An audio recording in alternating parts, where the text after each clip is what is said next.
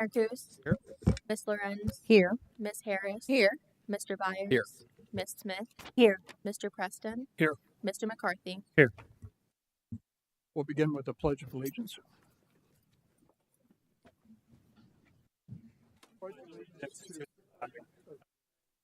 America, and to the republic for which it stands, one nation, under God, indivisible, with liberty and justice for all. We have one pre-meeting or early meeting public commenter, and we have 5 at the close of the meeting. So, Mr. Stippert, you are up.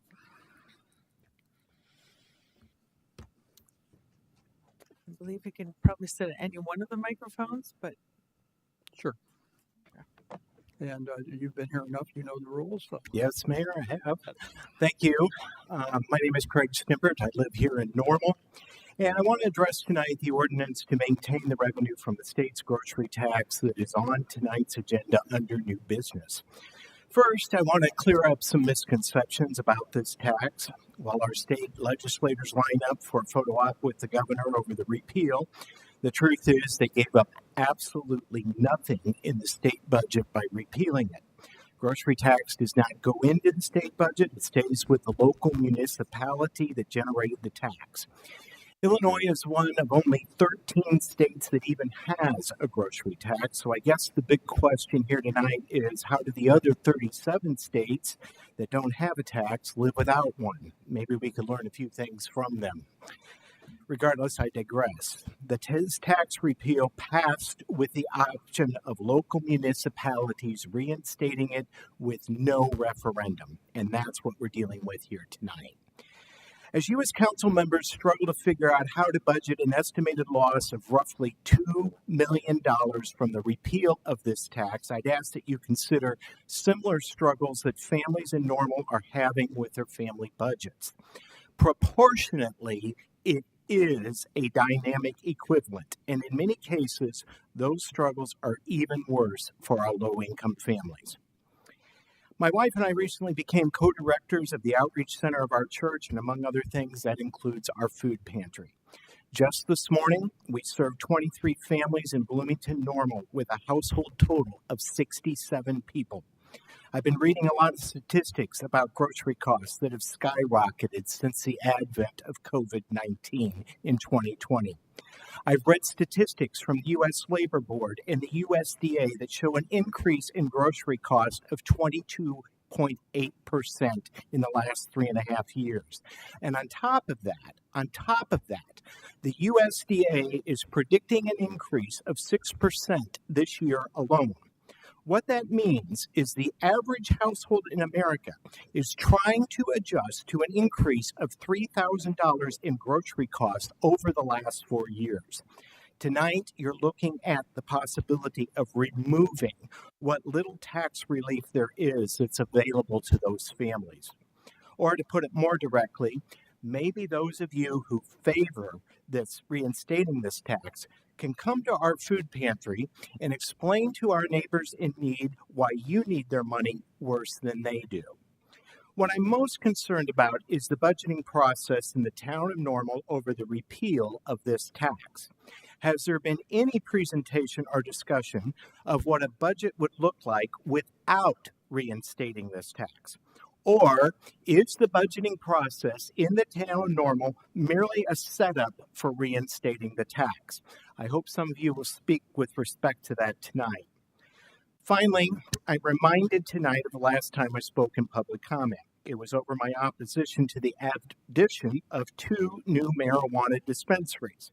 Today, we have 4 of them, I believe, and as much as I'm opposed to them, they are nonetheless a new revenue stream into the town of Normal. So I hope there will be some discussion here tonight about that tax revenue that is not regressive being used to offset the loss of grocery tax revenue that is regressive. I urge all of you to vote against reinstating this tax. Thank you.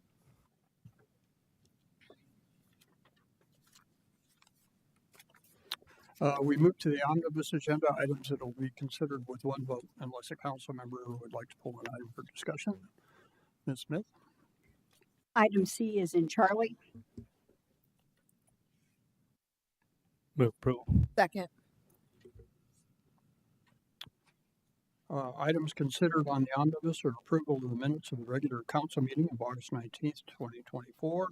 A report to receive and file town of normal expenditures for payment as of August 28th, 2024. A resolution authorizing funding of Connect Transit in the amount of $200,000 for fiscal year 2026-27, and that's from the American Rescue Plan funds. A resolution to authorize a contract with Lucy Creative for schematic design plans for the Children's Discovery Museum second floor as a part of the established exhibits master plan in the amount not to exceed $215,215. And a resolution to accept a proposal for Broadkey Well and Pump for drilling test wells at up to 4 locations. Please call the roll. Ms. Lorenz, Aye. Ms. Harris, Aye. Mr. Byers, Aye. Ms. Smith, Aye. Mr. Preston, Aye. Mr. McCarthy, Aye. Mayor Kus. Aye, those items are approved. Item C is a resolution authorizing a contract with Western Specialty Contractors for parking garage maintenance services in the amount of $178,762. Ms. Smith? Move for approval. Second. Ms. Smith? The reason I pulled this particular line item from the budget in checking with our city manager, I had inquired about the process for the work and whether or not all of the garages were being worked on at the same time, or if, and thus potentially gumming up the works for parking, or if they would be staggered. Could you please share? Yes, the work in the 3 parking decks will be handled individually, one deck at a time. The entire project will take about 4 months. So once they get started, it'll be a long process, but there will be some inconvenience in each of the decks when the work is occurring, but they will allow room for cars to maneuver past them. So That's all I had. Thank you. Further on that item? Please call the roll. Ms. Harris. Aye. Mr. Byers. Aye. Ms. Smith. Aye. Ms. Preston. Aye. Mr. McCarthy. Aye. Ms. Lorenz. aye. Mayor Kus. Aye, those items are approved, or that item is approved. We move to general orders. First item is a motion to initiate a comprehensive zoning text amendment pertaining to all sections of the zoning code. Move approval. Second. Thank you. Mrs. Reese? Yes, thank you, Mayor and Council.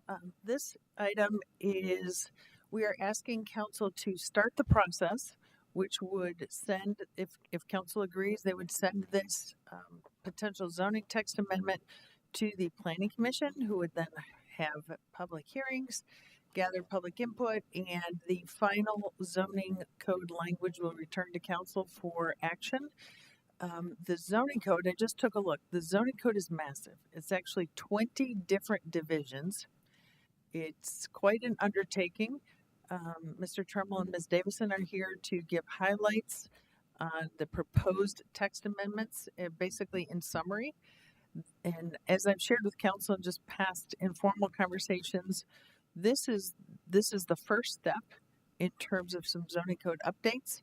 More significant major zoning code changes, such as maybe elimination of certain parking impact zone requirements or accessory dwelling uses, zoning code density changes, significant changes. Those would come back to council for conversation before we present some text change. This particular step is step 1 in updating the zoning code. So I've asked Ms. Davison and Mr. Trumbull to give you highlights, and you'll know not everything in the 300 plus pages of the zoning code that we're suggesting be changes, but certainly the highlights. Thank you. Sure. Thank you very much. Ms. Reese covered the foundation of this quite well. We have made significant changes to the code in the last 10 to 20 years. You would have seen most of or all of them. And recently the solar and wind ordinance, our community design standards, our whole Uptown Design Review Code. All of those are fairly recent. As we transitioned to that online platform called MuniCode recently, that was a really major step forward for us for searchability, readability. It's a very user-friendly format, but it's also the perfect time for us to make sure that all of the provisions in the code are in really solid condition now that it's in this new platform. So we took the opportunity to go through the entire code and do a few things. The first was just to clarify, modernize, simplify. So we cut a lot of the old timey language out of there, a lot of the old land uses that don't really make sense anymore. The way we presented information was a little obsolete, so we have more tables now, and just formats that are easier for people to follow. Our illustrations will be clearer.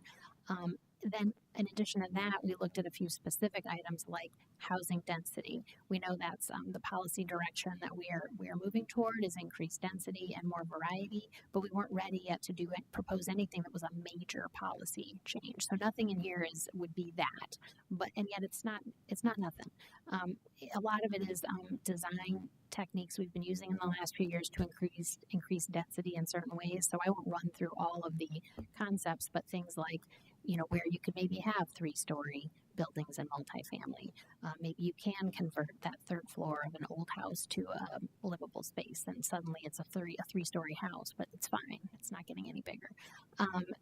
Different types of room additions that are fine now without a code variance, and these are just proposals. We also looked at parking because that's also a hot topic, and we made some tweaks that we think are going to be significant, but not like massive policy change, including how do we count parking that's in a drive-through, given all the drive-through activity there is in the world these days, and also just lightening up our restaurant parking in general. So those are proposed in parking, and then there's a few just kind of miscellaneous changes that we're looking at.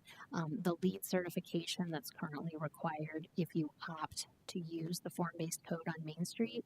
Administratively, that's always been, it's only been used a couple of times, but that's a very hard standard to enforce because you can't even achieve your LEED certification until sometimes 2 years after a building has been occupied. So that's difficult, and we recommend taking that out. Other things are just, raising the fees a little bit on the trees that people decide not to plant, having some standards for outdoor kennel space. Those are kind of the big ones. So we're certainly happy to answer any questions, but this is going to go through the whole public process, and there will be a lot more talking about it at Planning Commission. So any questions you have, we're happy to answer them. Questions for staff on this? Ms. Lorenz? Thank you. Thanks for that overview, Ms. Davison. And you mentioned that, or maybe Ms. Reese mentioned that more significant changes are to come and not going to be in this first round.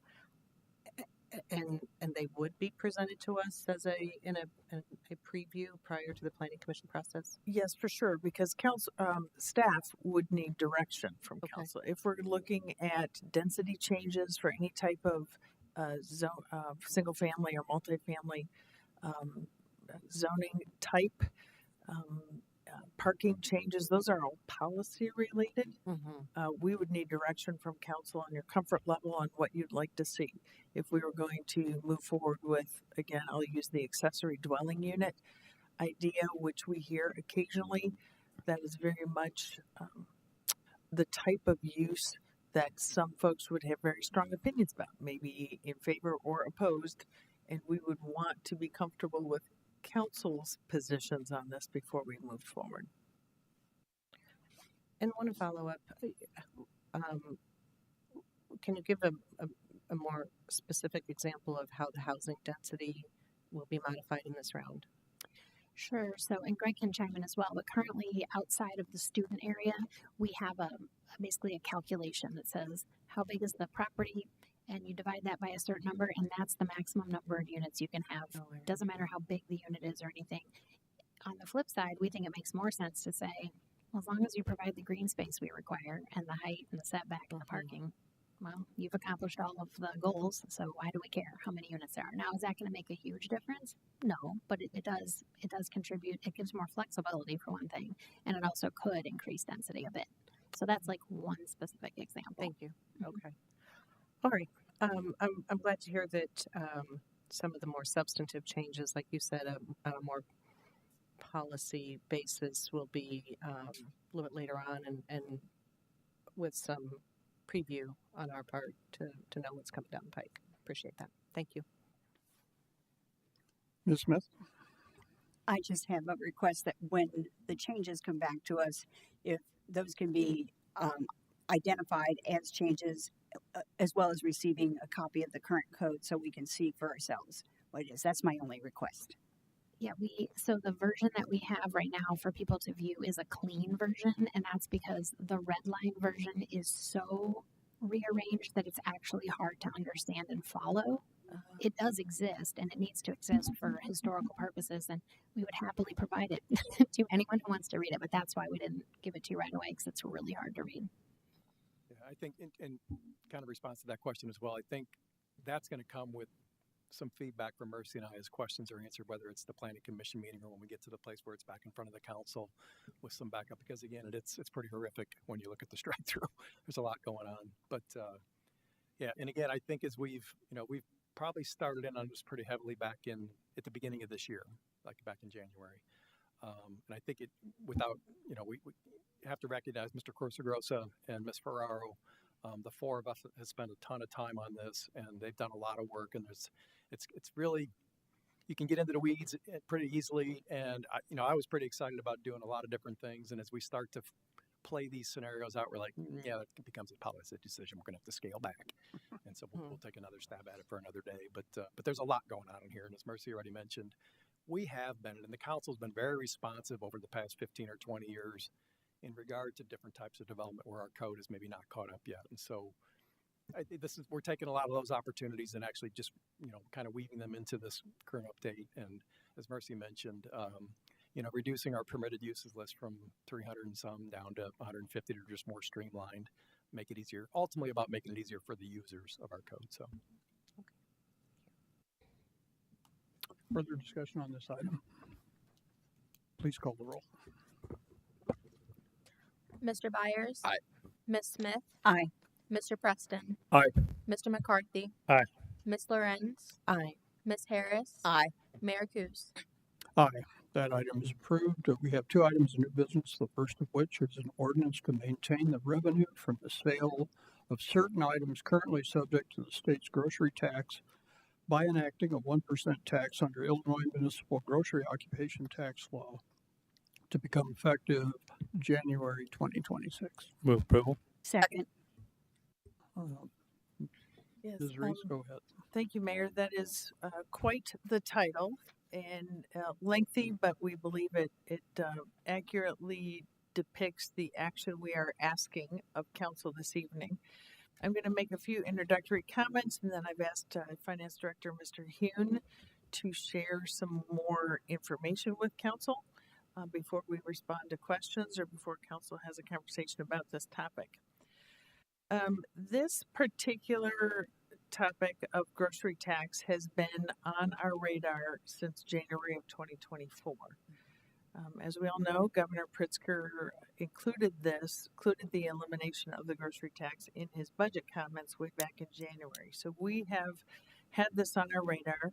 We've evaluated the impact of, at the time, the pending loss of the grocery tax, and then the General Assembly did take action, and the governor did execute, did sign the bill, and it has become effective. The grocery tax at the state level would be eliminated in January of 2026.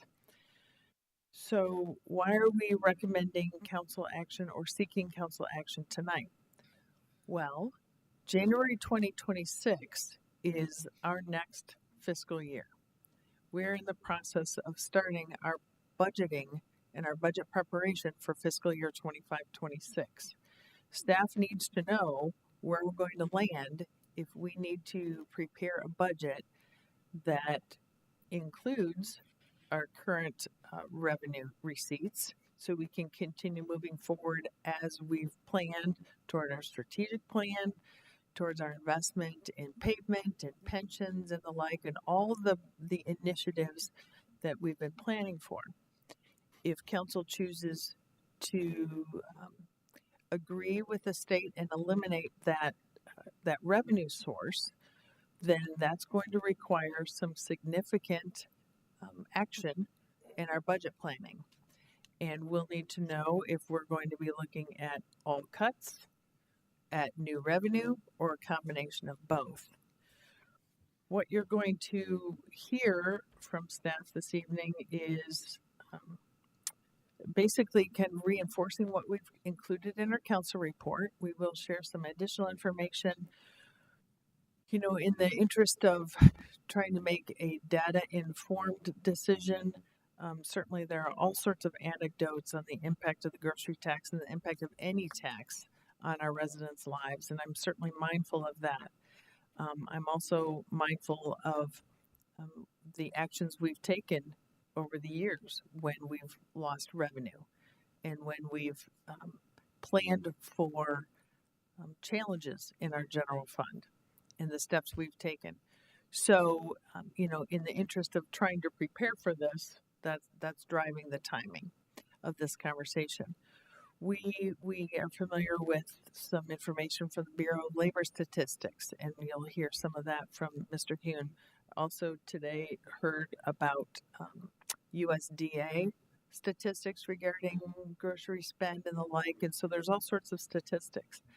What we'd like to do is focus on why staff is recommending this continuation of our revenue stream, and then answer any questions council may have. So I'll ask Mr. Hune to go through his brief PowerPoint. Thank you. Just a handful of slides to share with the council tonight. Ms. Reese covered quite a bit of it, but I'll read some of it again. So in terms of background and history, the 1% grocery tax is a state-imposed tax. It's been in place for decades. It's a tax on applicable items, primarily food, but also drugs and medical appliances. But since it's primarily food, it's generally referred to as the grocery tax. It is a 1% tax, so in terms of dollars, for every $100 you spend, you'll spend $1 of tax, or for every dollar you spend, you'll spend a penny of tax. In terms of some of the data we've accumulated over the last few weeks, the U.S. average, according to Bureau of Labor Statistics, anticipates an average spend on groceries for a U.S. household about under $6,000, $5,703. At a 1% tax, that's $57.03. This data can vary pretty wildly depending on if you're a single person or a family of five. If age and income also play factors, so it's pretty wild in terms of how far it can go on the scale. But the $5,700 is the general average across the U.S. This money comes into the state, is collected by the state, and is passed to municipalities.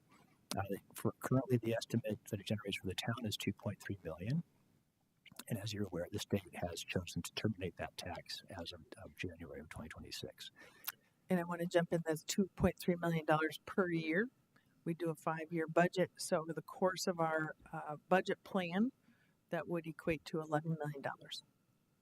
Correct. As you're also aware, the state is giving municipalities the option to continue the tax once they terminate it. And if that is so chosen to do so, they plan on assessing it still, collecting it, and then placing it in our funds through their allocation process.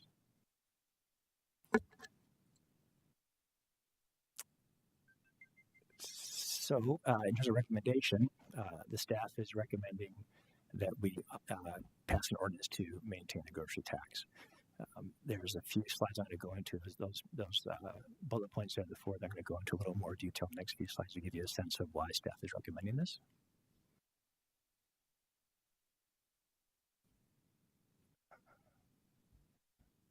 So we want to maintain the structure, the tax structure, and the status quo. This is done essentially to keep the town's revenue source the same as it has been in the past. This is important in terms of our community investment in our long-term planning for investments in the community, and also our long-term 5-year budget planning. It will have no impact. This ordinance being passed by the council tonight would have no impact on the shoppers, residents or non-residents or retailers. It would remain the same as it is now.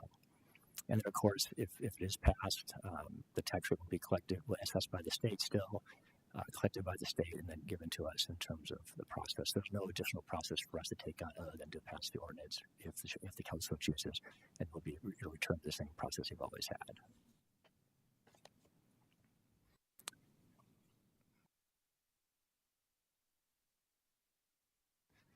The next slide, it talks, is probably more important than any other slide in here. It talks about our community investment and continuing that. As the council is aware, we have an extensive and increasing investment in the community's infrastructure. I think many of you were here a number of years ago where our presentation for the CIP in terms of our road work, our streets, our facilities, our park space, it was certainly money going forward to that and to fund those things. I think the slide that I showed you years ago for our spending on parks and facilities was essentially a blank page in terms of what we were able to fund there. Over the last few years, that's changed. You know, our economy has improved. Our revenue sources have remained strong, and we've been able to dedicate more resources towards our community investments. The Pagefield study a number of years ago helped us realize that we need to catch up on road spending. We've done that. We're kind of crawling our way back to a more appropriate level. We're doing more with our facilities and parks than we ever have in the past. And those funding, that $2.3 million that runs in the general fund revenue, helps support that. And we just would like to continue doing that if we can. We've also done a lot more support for economic development, and the game has changed over the years. A number of years ago, economic development could occur with just some incentives from the town, and it worked well. Now we need to step up a lot more given the current economy in terms of what the cost of things are to get done and the financing. So the town can't back off on those if we want to continue that process. So we need to step up more. And again, for housing development, economic development, commercial development, we're going to need to do more, and to cut back now would be problematic for that. Also, this council is well aware of what we've done in terms of debt reduction over the years because of our funding levels and our pension contributions. You know, two liabilities the town maintains that we need to keep kind of pushing on the gas there. We're doing well with debt reduction. We're doing well with funding level. In terms of pension funds, we can do more. And we have over the last few years dedicated more funds towards that, and we want to keep doing that process. So bottom line is, in terms of community investment, we want to keep the town service goals the same. Public safety, waste collection, pools, streets, parks. These things are all supported by general fund revenue, and $2.3 million would be a significant hit to take in terms of not keeping those going forward. Again, we want to keep our financial goals the same. You know, we want to maintain a diverse revenue stream. Pulling out the grocery side of that 1% inhibits that a little bit. You know, we like to keep that, spread that stream over all the different possible commodities. That town, as you're aware, has a 5-year budget program. We look 5 years into the future, sometimes further than that.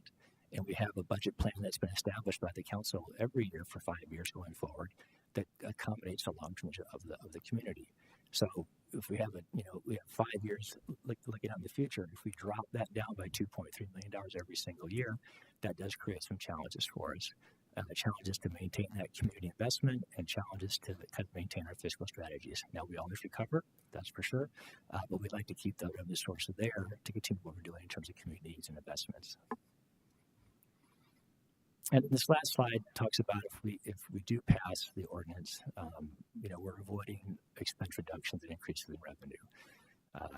I can share with you quite candidly that if this were not to get passed, we probably wouldn't hit revenue really hard. We feel pretty comfortable with our revenues right now. We feel they're pretty tuned for what we think makes sense. We don't want to push them more. We could if we needed to, that's for sure. But this is probably something we'd more recommend expense cuts to solve. And they would not be insignificant to do that. There's no secret to how we do this in terms of governments, in terms of making cuts in budgets. We're going to look at capital infrastructure as a first go to see where that would be. That would certainly be cuts in road work or streeter equipment. We push off vehicle equipment purchases. We'd probably go back a little bit in terms of community investment for our facilities and our park space. We just kind of gained some real room on there the last few years, but that would be challenging to maintain. I mentioned earlier, economic development incentives would be a little more stressed to do. Not quite the time to do that right now in terms of the market for rates and for cost, but it would straighten that our ability to do that a little further with this loss.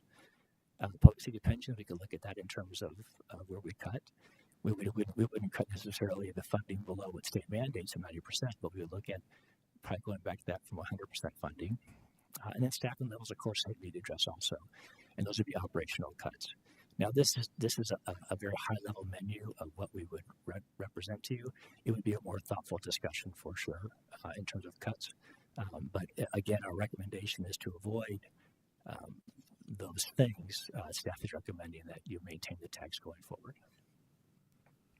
Thank you, Mr. Huon. I'm going to jump in. And so, in summary, the proposed revenue stream goes directly to the general fund. As council knows, the general fund supports the majority of our operation. All of our major departments, public safety, inspections, all of our general government operations. What's not included would be capital and our enterprise funds. Capital meaning like the motor fuel tax, the state funded things. The capital fund, like roadway fund, is funded by the general fund. It's moving dollars from the general fund over to the roadway fund. So what we're talking about is focusing solely, our conversation tonight is focusing solely on the general fund and the impact of this $2.3 million of revenue each year and the challenges it would pose to the organization if we didn't have it. Can we figure it out? We always can figure it out. We're asking council to look at the picture in terms of the revenue stream, which as we pointed out in the council report, I believe the grocery tax applies to certain types of grocery items, not your cart full of items. It's food at home. It's not paper products. It's not everything you purchase at the grocery store, but it does affect sales at Sam's Club, Myers, all the typical standard grocery stores, as well as convenience stores, our major retailers that sell grocery items and food at home items. Do we have a history of cutting when we need to? Yes, but we also have a history of eliminating taxes when we think we can absorb the impact. And just over a year ago, in March of 2023, council supported the elimination of the vehicle use tax. And that impacted the general fund by about $480,000. That was a loss of revenue that staff indicated we could adapt in terms of our general fund operation, and we did so. So we can do that. We have done that. The difference with this $2.3 million annually is it's a much bigger scale, a much bigger impact, and much more difficult. And people would feel the impact of this particular loss because we would be in a position of coming to council with eliminating our capital projects and positions to make up the difference. So with that, that's our staff explanation on why we're asking council to support this. Also, our explanation on timing. And with that, certainly we'll be prepared to answer any questions council may have. Let's open this for discussion and questions. Ms. Smith? So, Mr. Yoon, the citizen who came forward mentioned about the cannabis dispensaries that we have. When you've been budgeting, are you forecasting increases in revenues from those dispensaries, or have they plateaued as some articles have been estimating is happening as the surrounding states legalize it and their residents who have been crossing into our borders for their purchases are staying home? Sure, we're not accelerating that revenue that much. We're seeing it essentially plateau. We might see a little bit more maturity, but for the most part, what we see in terms of data is it's not growing how it used to grow. Okay. Ms. Harris and then Mr. Byers. Thank you, Mayor. I just wanted to take a time. First of all, thank you, Mr. Huon, for your presentation this evening. I am not a stranger to this going on. Have been involved with a lot of the information through IML. And our initial hope through IML was that this wouldn't even be a state issue. We were actually hoping that it would not pass, but it has. So now the burden falls on us to make some very difficult decisions in this moment. With that, I think it's good to kind of share a few things. I know a lot of times we talk about the fact that, yes, it is a regressive tax. We talk about what the impacts could possibly be. And I kind of like Ms. Reese's comment of the antidotes for taxes on the residents' lives. And one of the things IML did share with us when we first were made aware of this and tried to prepare us as a community for what we could do or what some possibilities, they shared some research from the University of Illinois Institute of Government and Public Affairs. And one of the things that they mentioned is number one is our lowest of low incomes typically have SNAP. Therefore, there would be no impact because it's already not taxed. So I think people should know that and be aware of that. The next thing is for that next level of income, it would take 8 years to even see a return on that type of savings because of what we only charge a 1%. They also shared, though, that it could have other impacts more quickly that could actually turn out to be a net zero if a community decides to increase sales tax or some of the other higher regressive taxes in order to make up the cost. So actually you could either do harm or leave it at a net zero for them where there is no savings. So I definitely want us to think about the realities. I do try to look at the bigger picture of all things. Right now, I believe in this moment in making the decision we're here to make, maintaining is a good place to be because it's not being added. It's nothing you'll see that's different. I understand that we are in a time where corporate greed has taken over and has allowed for higher costs. We understand that is something that is known beyond even this dais. I do believe that if there is some changes we want to make, we'll have to have some other conversations and have some long-term planning, which that time does come later, a little bit later for us. But I think in this moment, having to make this decision, the best decision is to maintain where we are and allow us to continue the great works that we're doing, like the pension obligations, infrastructure improvement, and debt reduction. That way, we're not hitting you hard now where we don't have to. Thank you. Thank you. Mr. Byers. Thanks, Mayor. Appreciate the presentation from staff and the opportunity to share a few thoughts on where I'm at on this issue. I'll be voting no on the grocery tax proposal tonight for a few reasons. The first reason being we don't need this money. We're talking about 1% of our budget. To contextualize this, the budget that we approved this year is $223 million. Last year's budget was 208, and the year before that it was 193. Just in the last 2 years, we've increased our budget by $30 million, which is over 15.5%. I think we can afford to cut back just 1%.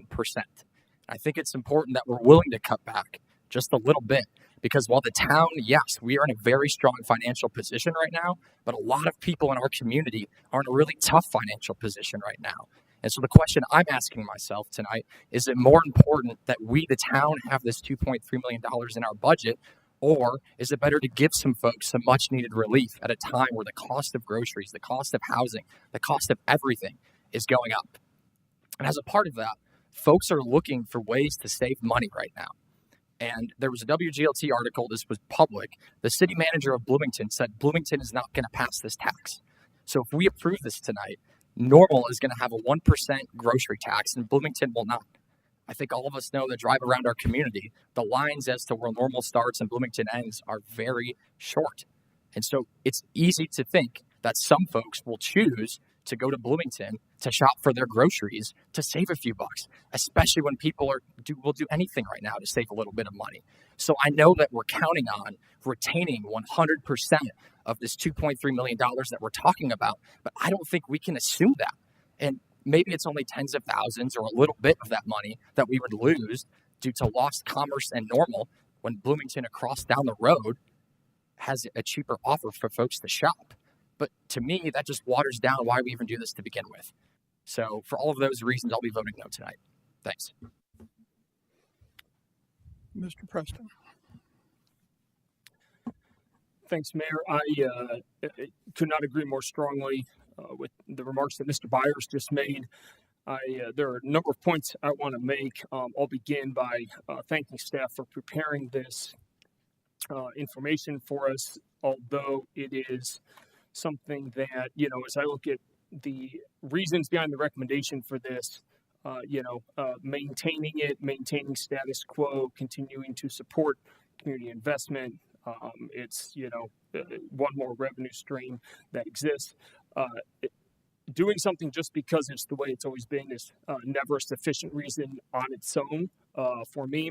And maintaining the status quo, sure, for our budget. However, in reality, if the town of Normal, if the council did not take any action tonight or otherwise on this, the 1% grocery tax would be eliminated. So it's not as though, yes, it's a maintain of the rate that has been there, but the state already cut theirs, and it is now on us to take action to then increase it back to that 1% on residents for the beginning of 2026, whereas doing nothing would provide a little bit of relief to people at the grocery store. Mr. Byers talked about the budget situation the town has been in. We have been very fortunate to have a lot of strong economic growth, especially in the last couple of years. And there are a number of factors for that. But when you combine the revenues that the town has seen in recent years, the increases that we have got operationally within our budget, the fact that our sales tax went up, I believe 13%, our single largest revenue stream, sales tax, increased 13% last year and 22% the year before.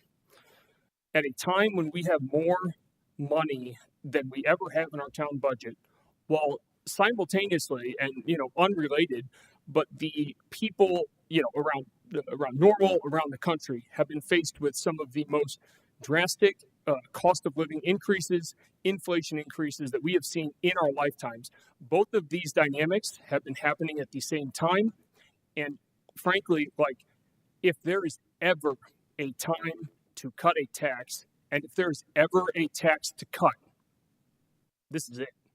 This is a no-brainer. We don't need the money, and the people do need the money. And especially this grocery tax that impacts people on the lower end, trying to survive, who are more impacted by cost of living increases within our society. This is to quote Governor Pritzker when he signed this into law, it's the most regressive tax you could have, really, Pritzker said. You think about all the regressive taxes that exist in the state of Illinois. This one goes after people who are just trying to buy food. And anyway, his quote goes on. So, while I understand, and certainly don't fault staff or anybody else for that matter, that there are two sides to this equation. One of which is the operational aspect, the enterprise of the town. And I think a general principle for any enterprise, any organization is more revenue better than less? Yeah. In general, for any enterprise, yeah, more revenue is better than less.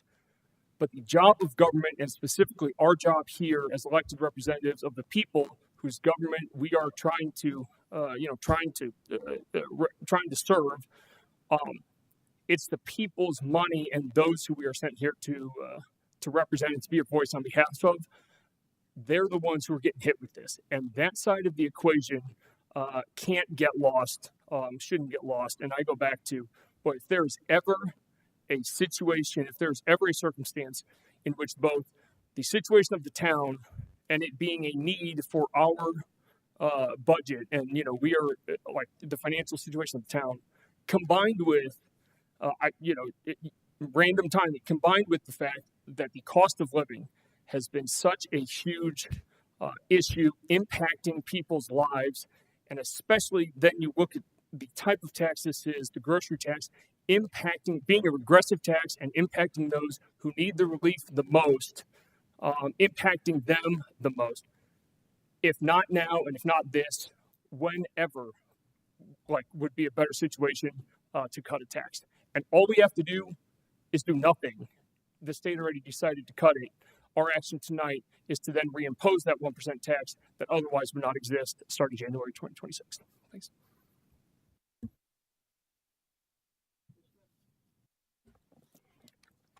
I want to provide some clarity because in what Mr. Preston was saying, he was calling it the state's grocery tax. And as Mr. Yoon pointed out, the state act as the conduit for collecting this tax, but they then forwarded the proceeds to the local municipalities where they had collected that 1% tax.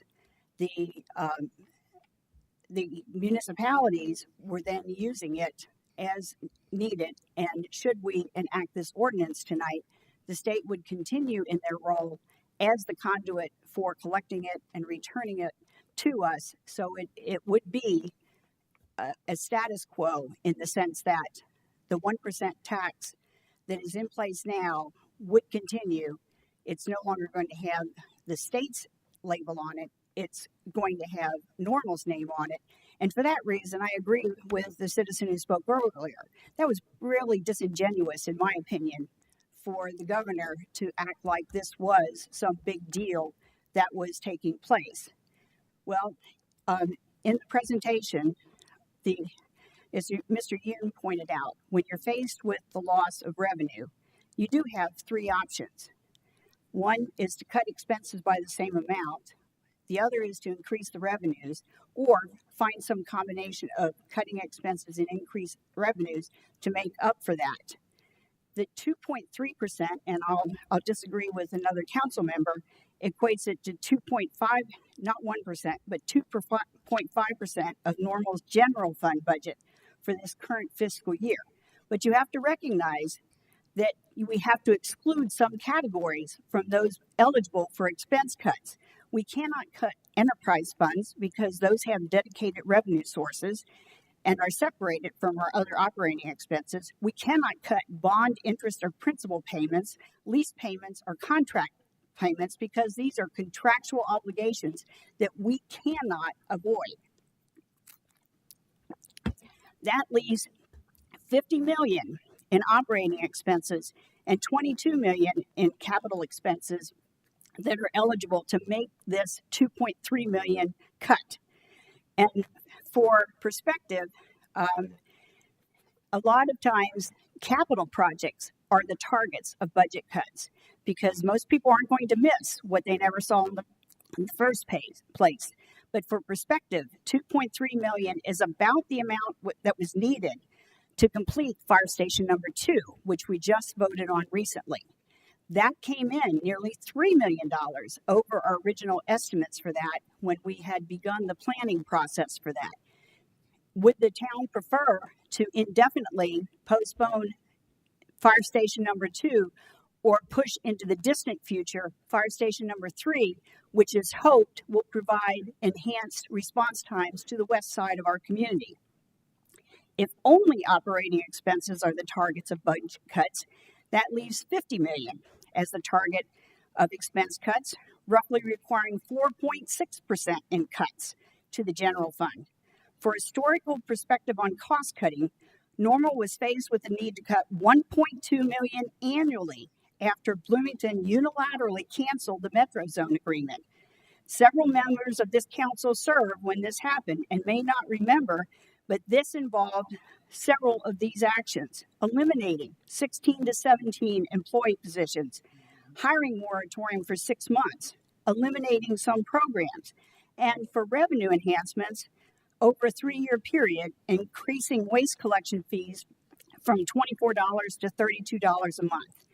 At that time, no capital expenditures were considered because we weren't making that much in the way of capital investments in the budget, some of which we've been blessed to be able to do because of the American Rescue Plan dollars, and some because of the revenues we've been getting from cannabis dispensaries. If the current revenue shortfall is addressed in a similar fashion, the loss of 2.3 million would involve cutting about 25 positions and the services those employees provide. Some entire departments have budgets under 2.3 million, and we could, of course, look at eliminating a department altogether.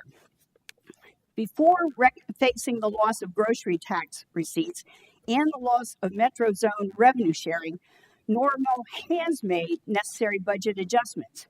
In Illinois, a program called Local Government Distributive Funding was introduced in 1969 and originally provided that the state would send to our municipalities 10% of the income taxes that the state collected. In 2011, that was cut to 6%. The current level says that the state is passing on to us 6.4% of individual income taxes it collects and 6.845% of corporate income taxes collected. While some of this reduction might have been justified when the state increased the income tax rate, it doesn't automatically offset the 2.3 million that we are losing if we give up this grocery tax. I keep the books for our household, and being an accountant, I track expenses by category. Last year, our total grocery expenses amounted to $15,398. It did include paper products, and that was for a family of 3 and one very hungry exchange student. 1% of this equates to $153.98 or $13 a month. And I realize I'm fortunate that we are able to make that payment, and not everybody is. But as Ms. Harris pointed out, the grocery tax is not assessed against individuals who use SNAP. So I'm just saying that I believe it is necessary for us to look at this grocery tax. I know I've made it difficult for the town staff because one of the first actions I took was to have a more of a community voice in how the BCDG funds were used, which some of those, a large percentage of those have been going to roads in the eligible neighborhoods. And so that money instead was directed towards sidewalks. So I was responsible for pushing for that other allocation away from a more vital infrastructure project of roads than sidewalks than roads. So I'm saying that I think $153 is something that I'm more than willing to sacrifice, and I understand. I really do, because we're sending money to our son for when he can't support himself. So I recognize that. But having that per household, as opposed to losing that many employees, more than 20 employees and their services, I don't think it's a good trade-off. Thank you. Could you go back to slide 8? It's back a few. It's one that it's titled Avoids Need to Reduce Expenses, and I think. I may be able to. We had some laptop issues. Okay. And it restarted at the end of the presentation. All right. Oh, here we go. There we go. Okay. Slide 8. A couple more ahead. This one, I think you said was 8 was one of the more meaningful slides and points that you wanted to get across. And I circled the title, Avoids Need to Reduce Expense. And I have here in my notes that that's troubling, because there are a growing number of households in this community who are not necessarily eligible for SNAP benefits because they fall above the federal poverty line. The League of Women Voters put forth a letter today to all of us, and actually kind of stole my thunder a little bit on citing some research that has been done in cooperation with United Way Worldwide and Rutgers University. and it's called ALICE data. ALICE is an acronym that stands for Asset Limited Income Constrained Employed. The number of ALICE households in McLean County, the very people who might be coming from surrounding communities in McLean County to come shop in Normal. It used to be about 4 or 5 years ago, 1 in 6 households were considered ALICE. Now it's 1 in 4. That has gone up significantly when you look at the data on the ALICE website for McLean County. It's like a hockey stick for their line graph. It has become more and more expensive to live in this community. And we're not immune to that. That's a nationwide issue. But it has become more and more expensive. We have a growing tent encampment. We have growing number of ALICE households, especially for those households and all households, as we now pay $2.69 at Walmart for a dozen eggs instead of maybe I could get it on sale for $1 some years back. We are all having to find ways to reduce expenses in our own households. As Mr. Preston said, in any enterprise, whether it's a household or a business, more revenue is better. But we don't always have that benefit of having more revenue. What makes us so special to demand more revenue? I find that title very, very troubling. And I haven't already been able to tell, I am firmly against keeping this tax. Whether it's 1% of a $200 million budget or 2.5% to 4% of a subset of our budget. I think there are households who are doing that and more. Yes, things presented on a previous slide are important. Pavement, pensions, public safety. You bet. Let's focus on smart, efficient budgeting before we just take the easy route and add more money, taking from the pockets of a growing number of households who can least afford it. I will not be voting in favor of this tonight.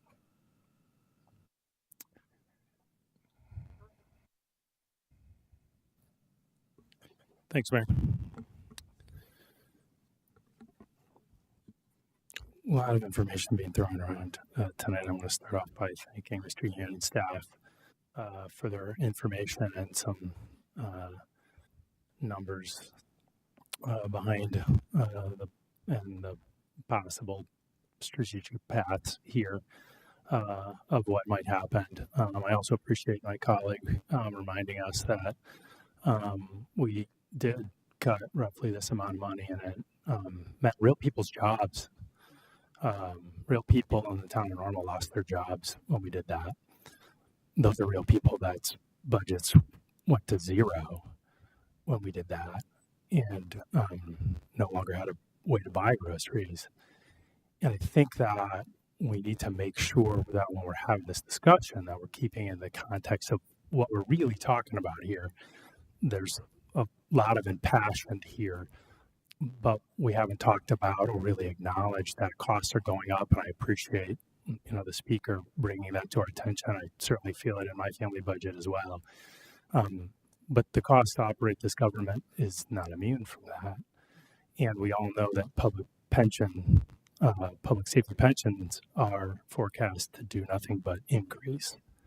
So there's already an increasing budget pressure on the general fund to just do what we're currently doing.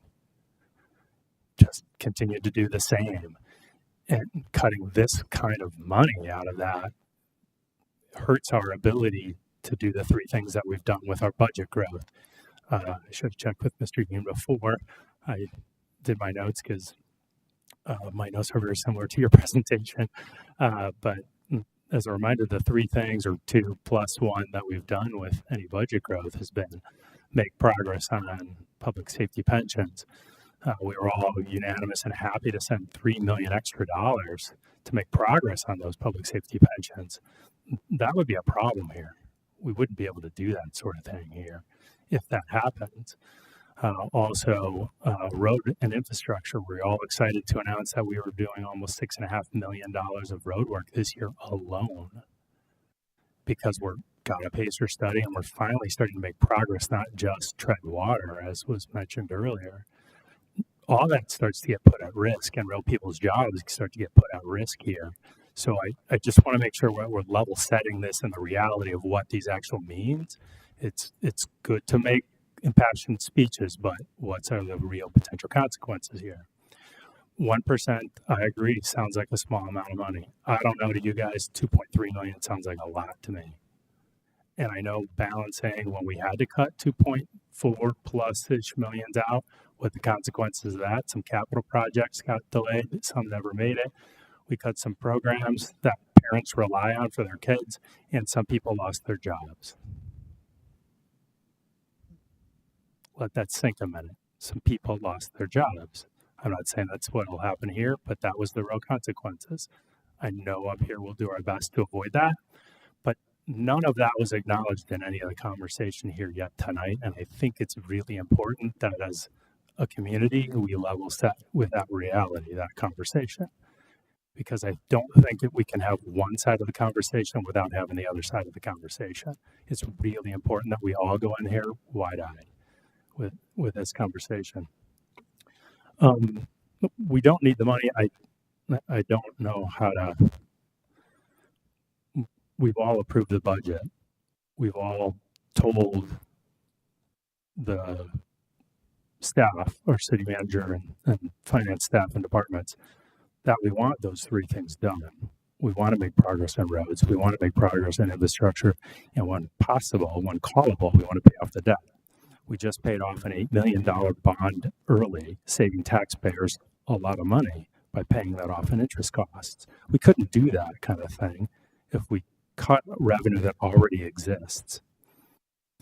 I want to also thank my colleague for reminding us that the state didn't have a grocery tax, yes, by name only, but didn't flow into the state's revenue, it flowed into ours. That's why we were given the opportunity to do this, because this was, yes, no impact to the state whatsoever in terms of their budget and their decision making. Looked good, but it affects us. And so the loss of an existing revenue stream affects all those things that we've told staff are high priorities, important to us. I don't know that I've seen data yet from IML or any other source that accurately depicts how many people in our community are struggling in the ALICE category. Certainly SNAP benefits negate this issue for those that qualify for that program. Are there folks in the ALICE category? Of course there are. Would cutting tax to them help? Of course it would. We all know it would. But as a percentage of the people who will be impacted by that, many, many, many more who can comfortably afford to pay this tax will also benefit, because the folks that are hurt the most are not the majority of the $2.3 million that is coming into our budget. It's the people that are spending way more than $5,700 a year on average, that are spending $8,000, $9,000, $10,000 a year on groceries because they can afford that. And so let's level set here on that. I haven't seen good data. I would love to see data. What I'd rather see us do, which I think would hopefully be effective here and help the people that we're talking about needed, is that the town of Normal engage our stakeholders in the community and agencies in the community that are concerned about this. How do we actually help the people and identify who the ALICE category is? ALICE, if you're not familiar, is a acronym that identifies folks that don't qualify for federal subsidies and are struggling to make ends meet. I didn't create the acronym ALICE. I hope that we can spend the time between now and January 1st, 2026, working with agencies to actually figure out local solutions to that local problem and help those people directly who do need it the most, rather than a shotgun approach that gives many more people relief that actually can afford it and not really doing that much damage to our ability to make progress that we've been asked to do in roads and public safety pensions and debt when we can afford it.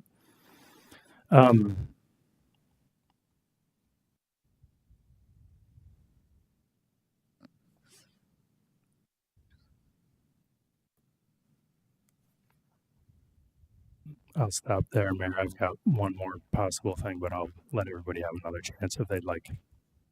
Thank you. Yes, just a few things to share following council's comments. Just a couple of things. Obviously, staff, our job is to react and adapt should council direct us a different way. No concerns in that regard. The purpose of the conversation tonight was to share with council why we believed this continuation of revenue stream is significant and important to our budget. I do appreciate the very passionate approach council has taken on this topic, of course, but just a few things that I think, just to set the record straight, perhaps maybe just clarify a few things that were said. In terms of 1%, this particular revenue stream being 1% of the budget, what we're talking about is the general fund budget. So the general fund budget is less than 100 million. And I think Ms. Smith kind of highlighted the points there. So one other comment was made regarding consistency with the city of Bloomington. I can't react to what the city of Bloomington is or is not going to do. I have no knowledge of their budget nor their strategic plan and their goals. My focus is solely on Town of Normal's goals, our attempts to increase our capital spend in recent years, and our goal to get to an appropriate and fully staffing model, and to continue, most importantly, to provide high quality services that our citizens expect. So I can't really respond to what Bloomington does or does not plan to do. I can say that in March of 2023, when the Normal Town Council chose to eliminate the vehicle use tax, the city of Bloomington chose to keep it. So there are situations where Bloomington and Normal are different in terms of our revenue streams and our approaches to our budget.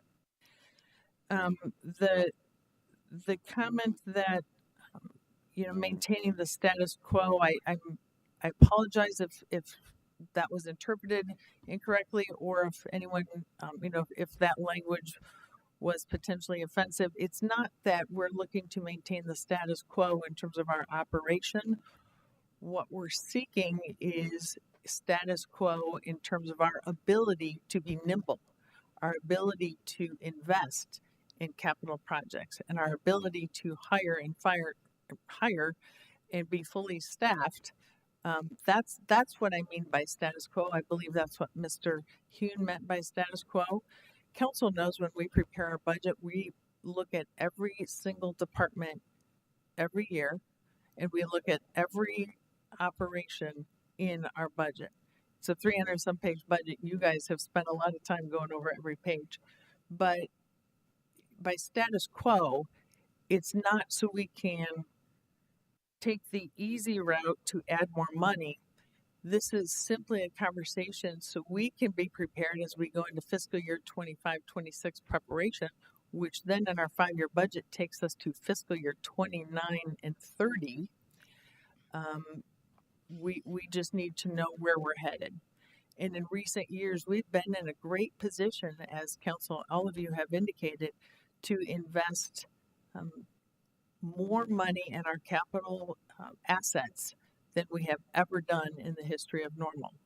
And we've done that very pridefully, honestly.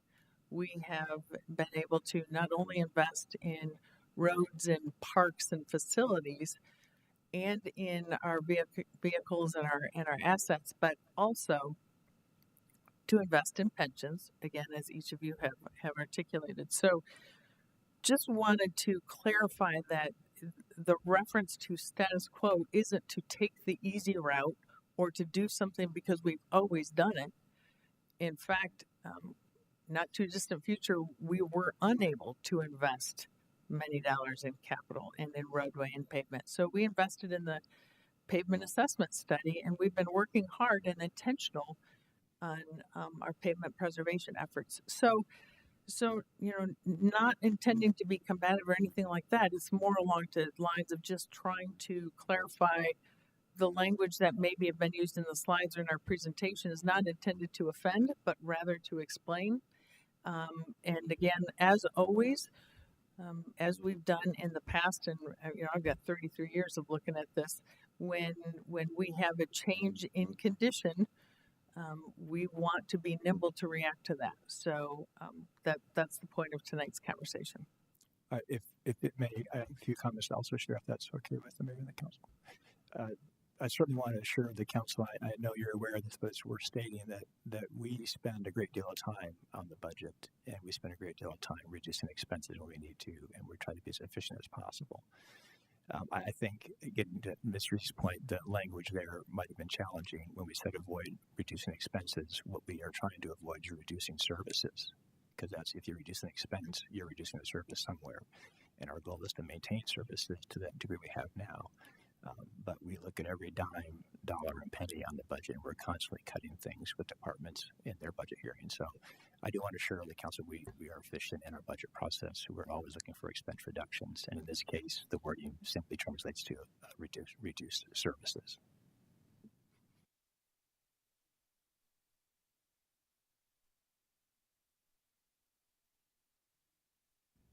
To turn on my microphone and give my thoughts on this. I think I always tend to look at things in the long term, and that's looking at the history of our community in the long term and what faces us in the future in the long term. And that's part of our budgeting process. So I think it's important to point out that from 2008 to almost 2021, we went through some very, very tough years.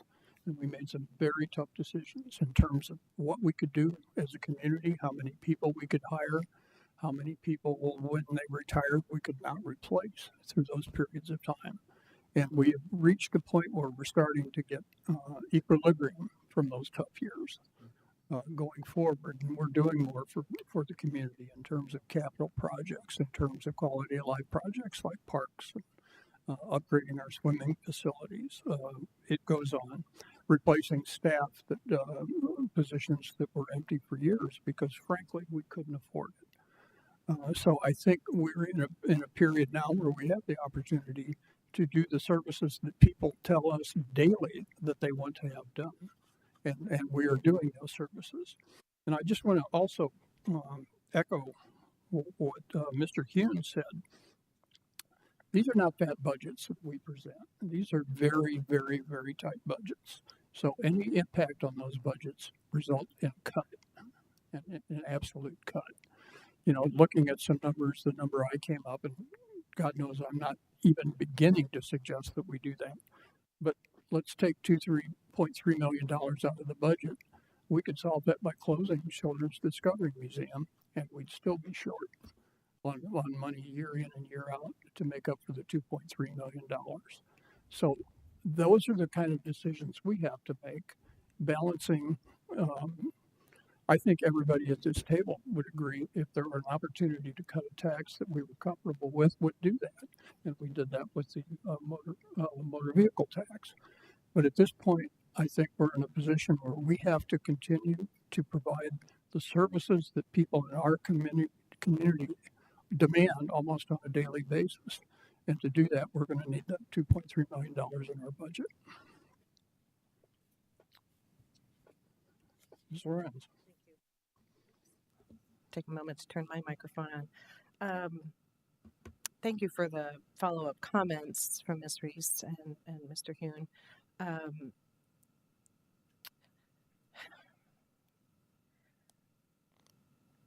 I think another troubling point here, and we've danced around the edges of it a little bit, is that we've been presented with one option tonight. And all of the other hypotheticals of what might be cut in terms of services are just that. We are not able to make a best decision from all options possible. We've been given one scenario. And I feel like that's rather limiting. And I would have preferred to have seen a multiple scenario analysis. I think that would result in a better decision. Last point I would want to make, as we've heard the various arguments for and against, I can appreciate what staff does to be good stewards of the funds. I really do. I have watched through many of those lean years. I watched during COVID, and everybody really rose to the occasion. And that is a point of pride. I can appreciate the fact that, and I've mentioned it before, and Mr. Preston mentioned it, that, you know, to have more revenue allows for more services.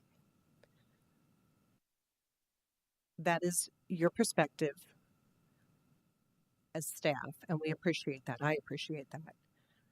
However, I believe it's our role as representatives of our residents and businesses, our citizens, that we take a hard look at what's going on in the economies of the household. And back to the points that I think have been made, we've got a lot of struggling households. This is a very expensive, heavily tax burdened state to live in, where we can give even $57 relief. I think we need to take it. Thank you. Ms. Smith. I just want to remind everyone that I think it may have been mentioned in Mr. Yoon's presentation, but perhaps it was lost in the detail.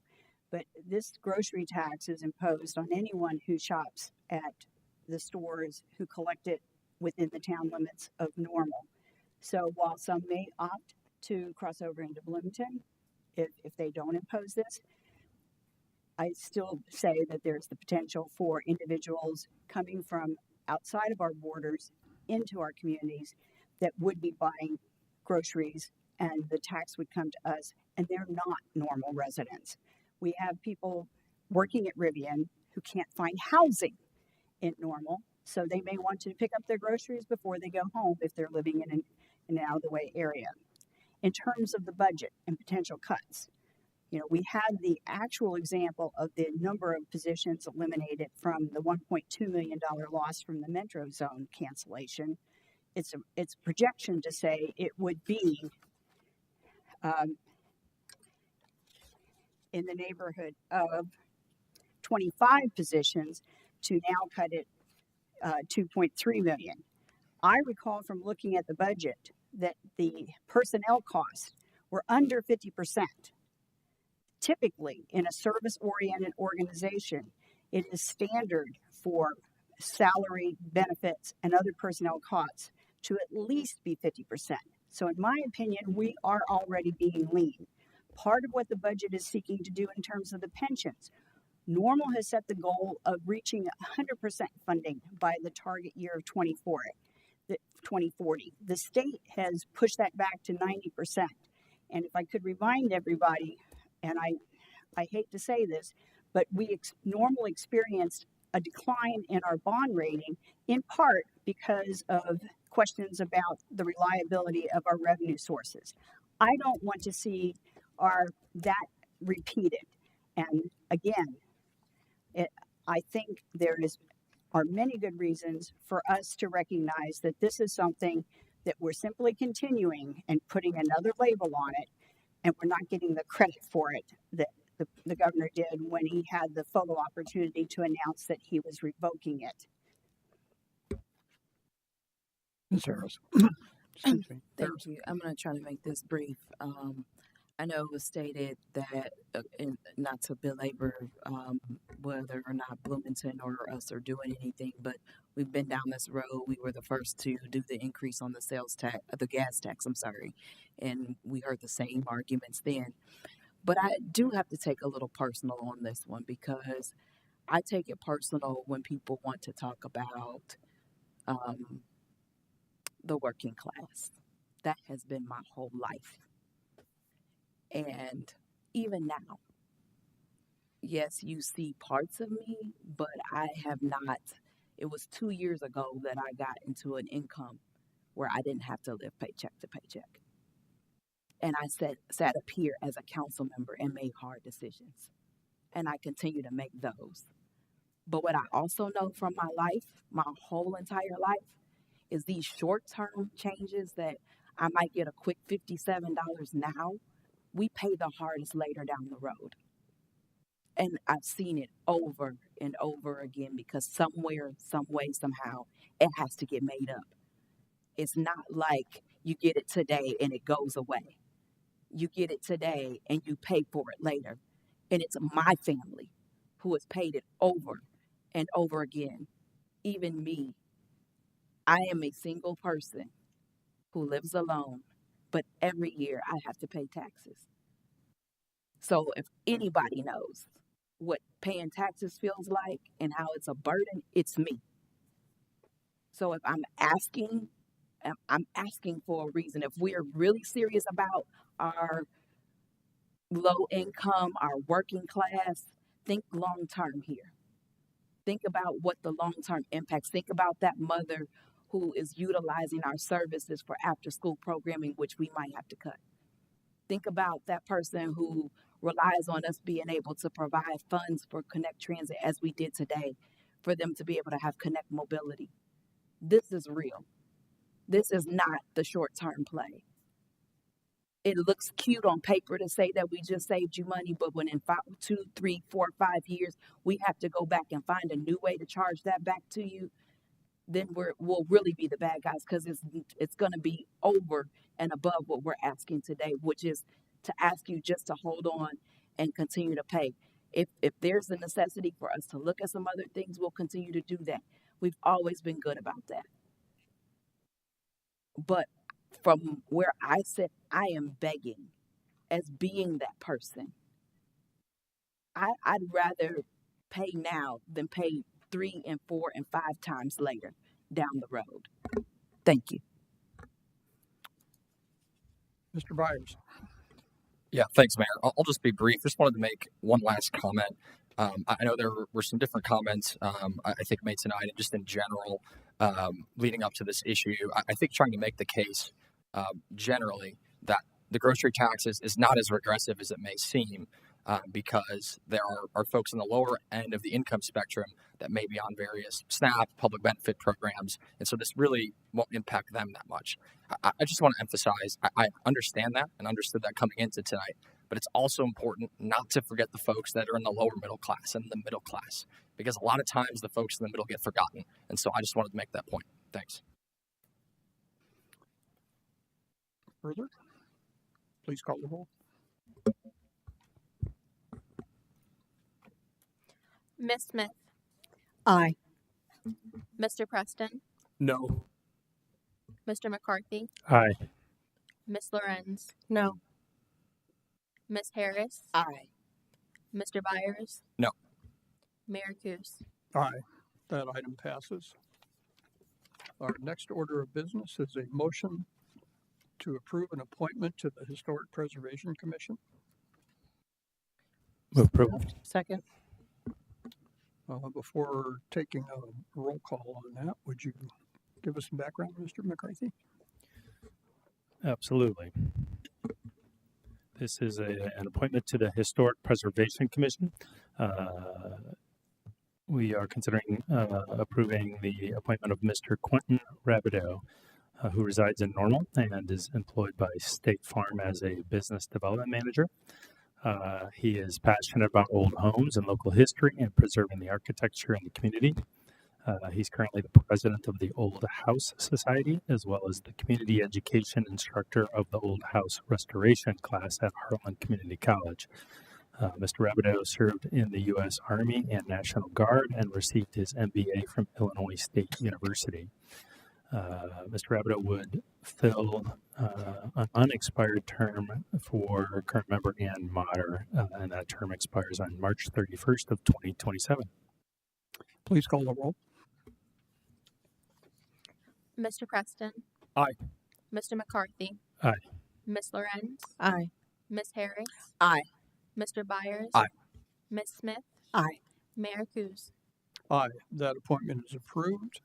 We have a number of public commenters at the end of the meeting. So some of these are probably new to the comment process. Just to go over the view, we just need you to state your name for the record, and you have 3 minutes for public comment. And we'll start with Caroline McLeese.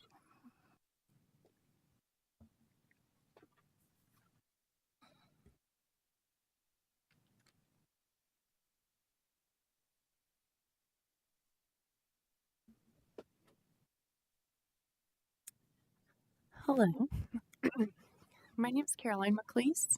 I'm the owner of the property on 200 West Summit in Normal. I purchased this property in December of 2022. At 1:30 a.m. on March 15th, a vehicle traveling at a high rate of speed crashed into the 3 boulders in front of my house. The vehicle was traveling at such a high rate of speed that it catapulted the largest boulder across my yard and it hit my house, causing significant structural damage. This is the 4th time a vehicle has crashed onto my property.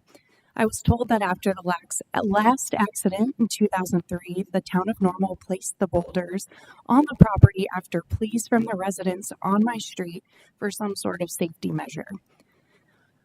While these boulders protected my house from a vehicle crashing through it, it still wasn't enough to prevent the damage, and they are still not enough to protect the residents of North Fell and West Summit from the reckless driving that happens every single day. On August 11th, security camera footage from my neighbor's house caught another vehicle taking the curve way too fast, and it drove up into the yard of my neighbor on 202 West Summit. Fortunately, their vehicle was not parked in its normal spot, or it would have been totaled. There has also been 2 instances of vehicles losing control and narrowly missing the homes of 1018 and 1016 North Fell. Every single day, cars travel down the street much too fast, thinking North Fell leads straight to Shelburne Drive. I've witnessed countless near-miss collisions just from my living room window. The residents of North Fell and West Summit are tired of living in fear of this constant reckless driving on our street. Not only is it dangerous to us, but it's dangerous to the people that are driving. We have organized a petition, which I have copies of if you would like to see it. There have been efforts in the past to request safety measures, but nothing has been done besides placing these boulders, which has proven to not be enough. We're demanding that a full safety review be done of the street, and a new safety measure be put in place to protect us and the drivers from this reckless driving that happens. I would also be happy to show any of the council members the video footage of the accident on March 15th. It is quite shocking. And I would also like to discuss the Normal Police's lack of urgency in holding those who crashed the car accountable. 3 minutes just isn't enough time to fully detail this 6-month nightmare. So as more young families with children move onto the street, we all beg the question, when is this enough? Does someone need to lose their life before the town of Normal will take action to protect us all? Thank you. Our next commenter is Melanie Sholito.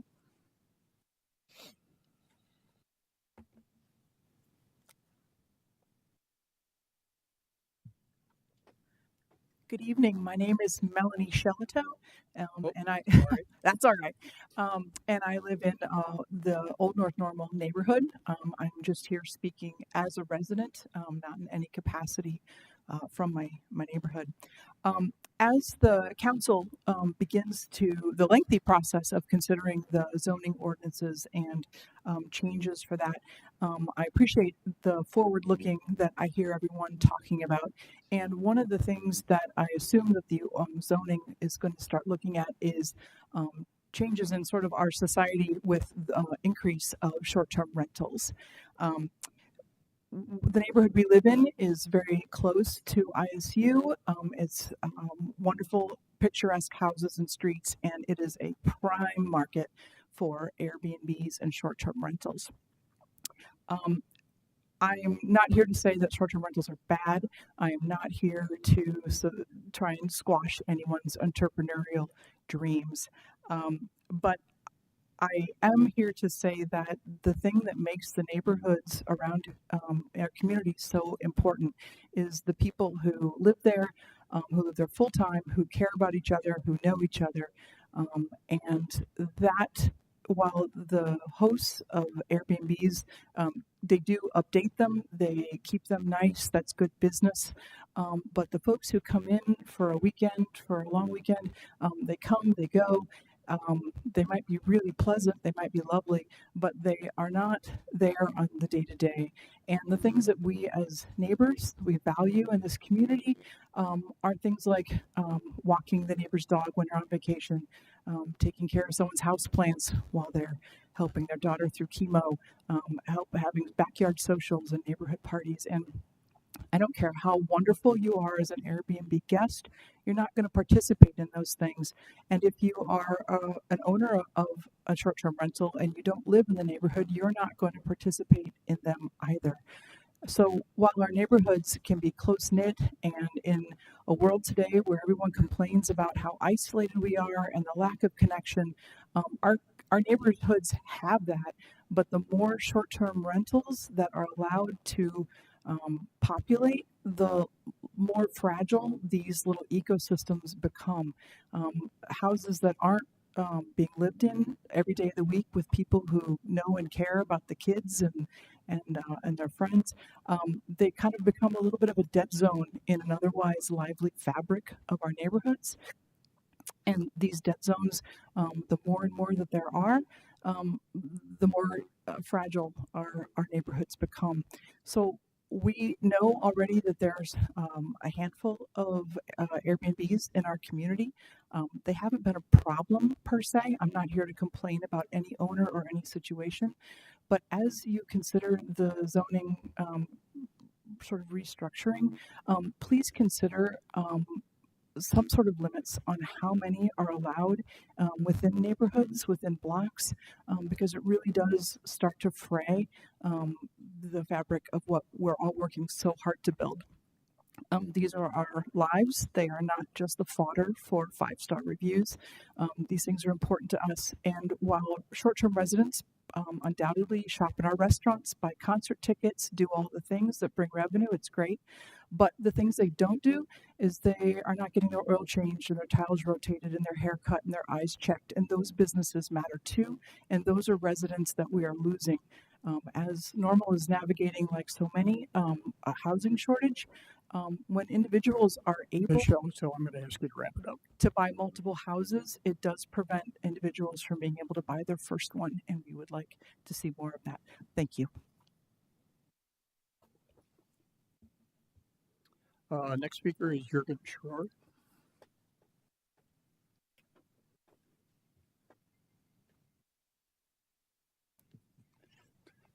Yeah, I'm Jürgen Schroer, and I live in the same neighborhood as the previous speaker, 605 Normal Avenue.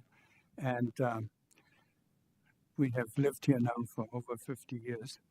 And so we've seen all kinds of changes, mostly positive. And the issue of rental housing has been an issue ever since because we live so close to the campus. And up to this point, the main type of control has been by limiting the number of unrelated individuals that can live in a certain house. It does not differentiate between short-term rentals and long-term rentals, but the issues of one apply to the other one too. I just want to urge the council and the staff, and I'm sure they have thought about that, to look at other communities who are dealing with this issue. And my wife and I own a house in Northfield, Minnesota, which is a small town of 20,000 with 2 colleges, and their student issues, housing is different from normal. But anyway, they are trying to deal with this issue by limiting the number of rentals to 2 per block. Now, I don't know what the definition of block is. Of course, one can find out by looking at the zoning code, but I personally do not know what it is. And they do not distinguish between long-term rentals and short-term. As far as I know, it hasn't been a problem there, but I'm sure the staff will look at the different, other towns, and hopefully we'll come up with a maybe more than one possible solution. Thank you. The next speaker is Meredith Schroer.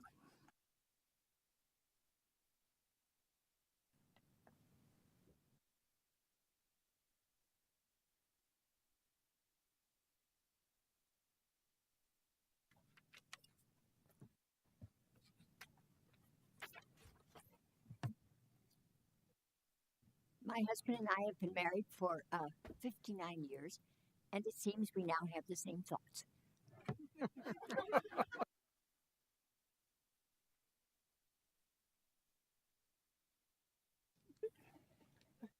In 22 years, that's probably the best public comment I've heard, so congratulations.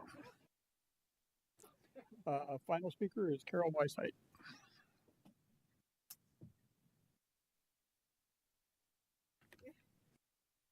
That's a tough one to follow.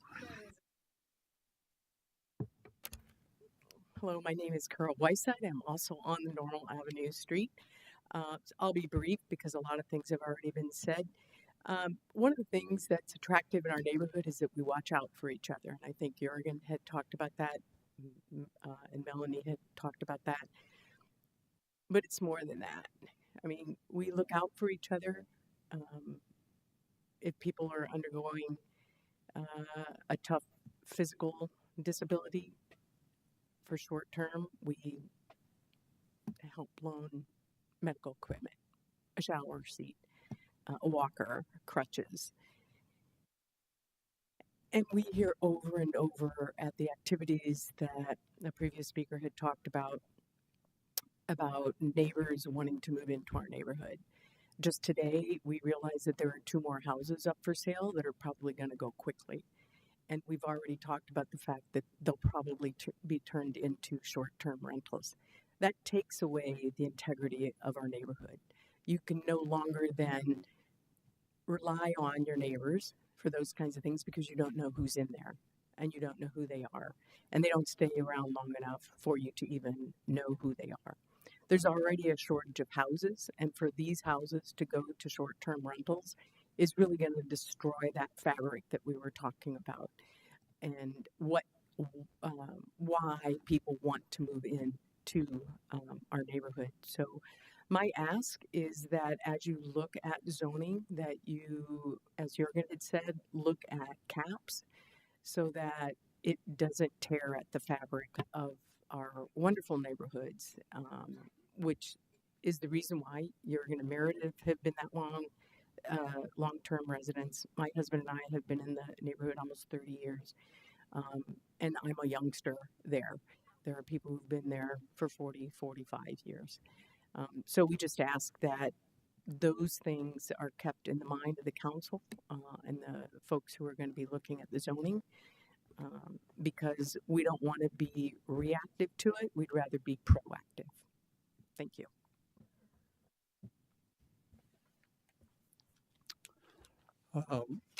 Before a motion for adjournment, we'll go to council comments and concerns, and I'm going to start with that tonight because we had a very spirited discussion, and points well taken by everyone at the table, and I just want to take a moment to say I'm proud to serve with everyone in this council. But everything was well thought out tonight, well said. You should all be proud of serving the town of Normal. Mr. Preston. Thanks, Mayor. Yeah, I appreciate you saying that, because as many of us up here know all too well, that isn't always the case, or wasn't always the case, that debates would go like they did tonight. But that's not my comment. My two items, really just one, in relation to the speakers who spoke just a minute ago. I would ask, without engaging in a dialogue right now, that's not what this time is for Ms. Reese, if staff is not currently looking into or working on more effective ways to address the safety concerns that Ms. McLeese raised in her neighborhood, I, for one, would urge staff to consider doing that and working with them to see if there are other ways that we can be more effective in addressing their concerns for their homes. And then obviously have to give a shout out and a thank you, especially to Ms. Gerard for probably the best public comment that I've seen, and I know many of us have. And a note to all, probably one of the most effective too. And it was all of 4 seconds, but to the point. So thank you. Ms. Smith. I just wanted to remind everybody not to get confused because we're meeting on a Tuesday night. And if your garbage pickup is tomorrow, Wednesday, it needs to go out tonight instead of waiting 2 nights from the time of the council meeting. We're just going to go around the table. Ms. Lorenz and Ms. Harris and Mr. Byers. All righty, we all got something to And say. then I didn't have any planned comments, but I also been inspired by our after agenda public speakers, and to the point made by the several of the neighbors from the Normal, School Street, Old North Normal area. I don't know if short-term rentals is in the current batch of reviews of the zoning code text amendments. If not, certainly I would advocate for a close look at that in future reviews. I just did a quick scan of my emails from constituents who have emailed us over the years, and this has come up on a couple of other occasions, and I think it really, in various parts of the community, and I think it really warrants a serious look. Thank you. I'm just going to add to that. I do know staff has looked at it and realizes that it's a problem and it's an ongoing issue that we need to address as a community, and communities across the country are dealing with that issue. Ms. Harris. Thank you, Mayor. I'm going to take a different turn. Usually at this time of the year, I always try to make this shout out as we have approached again the annual Playla. If you have not bought your ticket, it is to help support our Children's Discovery Museum. They had an item on our agenda tonight, as well as it is one time where adults get to forget you're an adult and be able to play. So I hope to see you all there. Mr. Byers. Yeah, thanks, Mayor. Would echo your comment on appreciation over the discussion tonight, and also wanted to appreciate all the folks that stuck around through a little bit of a longer meeting to make their voices heard. And I wanted to make a comment too, and I know I'm a little bit new at this. I've only been on council for about a year, but these types of comments are comments that I think are very helpful for us to hear, and I'd like to hear them more. And just in knowing that we had a spirited discussion around another issue tonight, that it took an hour and 40 minutes for us to get to this point where they could come up and bring up these issues. Again, I know this may predate me being on council, and perhaps there have been discussions in the past. I'd like us to relook at having general public comment at the beginning of the meeting so that we can hear these folks and they can make their voices heard without having to sit through a meeting like this. Because these are issues I want to hear from people, and I know not everybody is comfortable writing an email. People want to express their concerns in a different way. So again, just something I'd like to ask that we as a body reconsider so we can hear more concerns like this. I think it's important for public feedback. Thanks. Mr. McCarthy. Thanks. I'm echoing everybody. We're all on the same page this evening. Just wanted to say thanks for everybody that that showed up and sat through and took the time to express. I agree with my colleague that it's not the only way. Certainly, some people are more comfortable calling us. I get phone calls, I get emails. But if this is it, it's a good and sometimes intimidating format to come and see us. But we appreciate when you do, and it means a lot that you're willing to show up and make a comment in front of us. I also want to echo Mayor that we had a great, I think, great, passionate discussion. We were passionate about the topic and expressed viewpoints and took a vote, and we'll keep moving forward. And I just really appreciate that we can do that in this day and age and move forward effectively with policy, whether we all agree or not, and still be civil and respectful to one another and do the work for the people. So I appreciate that. Thank you. Thank you. Motion for adjournment, please. So moved. Second. Please call the roll. Mr. McCarthy? Aye. Ms. Lorenz? Aye. Ms. Harris? Aye. Mr. Byers? Aye. Ms. Smith? Aye. Mr. Preston? Aye. Mayor Coos? Aye. We are adjourned.